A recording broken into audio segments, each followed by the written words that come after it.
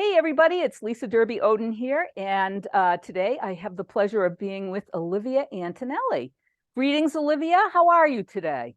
I'm great. How are you, Lisa? I'm excellent. It's a beautiful sunshiny day, so what beats that, right? Nothing better.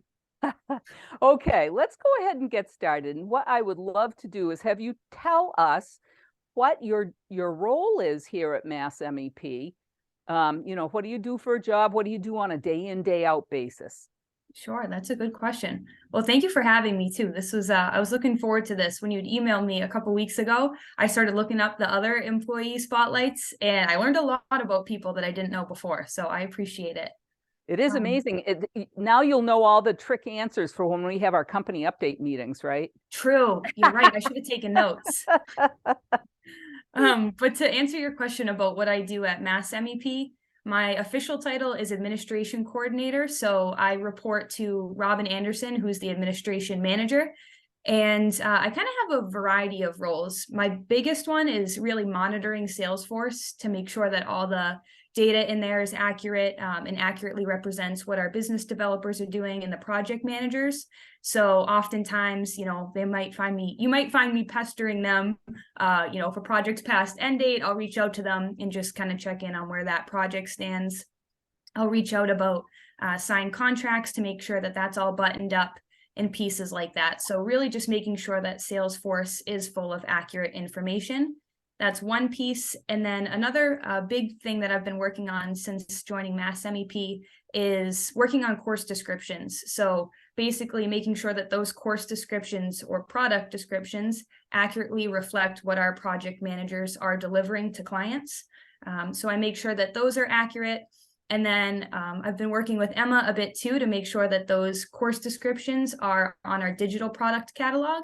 So that way our clients can see those as well. So those are two things.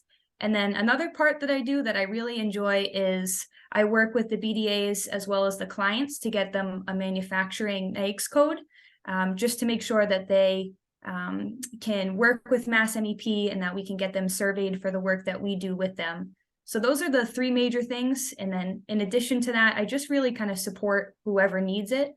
And little projects here and there. If Robin needs anything, if a business developer needs anything, just try and be there to support them. Well, that's wonderful. You certainly have a multifaceted role for sure. And I bet that no 2 days are alike. That's for sure. Yeah, that's what I like about my job. Yeah, I was going to say that's something that I always appreciate about a job too. So that's great. Well, how did you find your way to Mass MEP, and what was your career path like before you joined Mass MEP? That's a tough question because I had a little bit of an unconventional road. So I graduated in 2020 and I actually taught third grade for 2 years after that. Wow. Yeah, so I was in education and I really enjoyed my time in that career. I learned a lot about myself as a person and really where I kind of saw myself going professionally as well.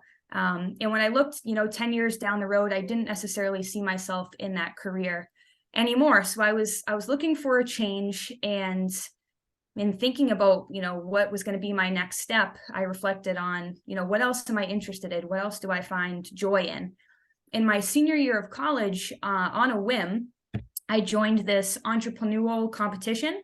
Yeah. And the way I describe it, it was kind of like Shark Tank. You had to come up with an idea, you had to develop a business model and plan. It was over the course of a few weeks, and present this to a panel of judges and so on. And I just dove headfirst into it. I absolutely loved it. I had to do a lot of research on kind of how businesses run and different models.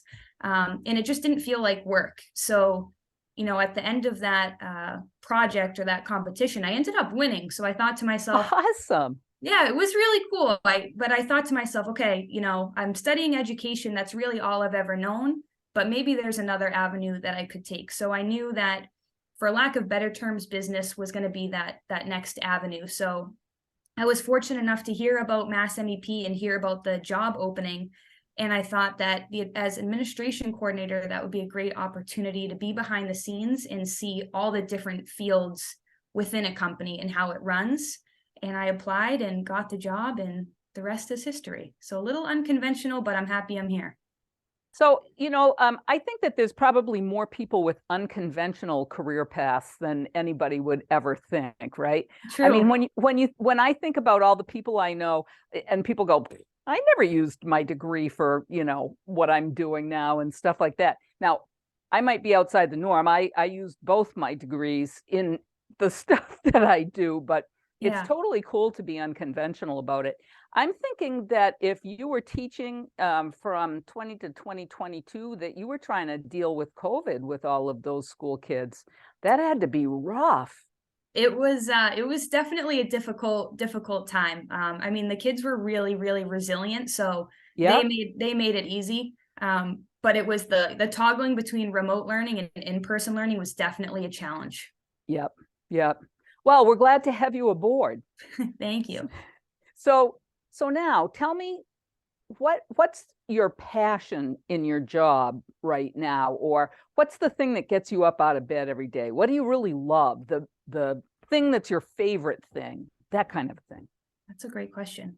I think there's two things about my job that I love the most. The first would be supporting people at MassMEP. Like I really truly love when my phone rings and I see a name pop up and then I answer it and they're asking for maybe help on Salesforce or they have a little project that they just can't get to and they want to know if I have time to help them out with it. I really, really love that and feeling like I'm helping somebody in their day. So helping is definitely a passion of mine. And then I also, since starting at MassMEP, have found that I really am intrigued by data analytics. So we have a Salesforce analytics meeting every other week, and I just find it so fascinating to see the data presented in a variety of ways, and then we all take a step back and just kind of hearing some of my colleagues talk about what they can learn from that data and what next steps MassMEP is going to take because of that. So helping and data analytics, I think, are my two passions thus far.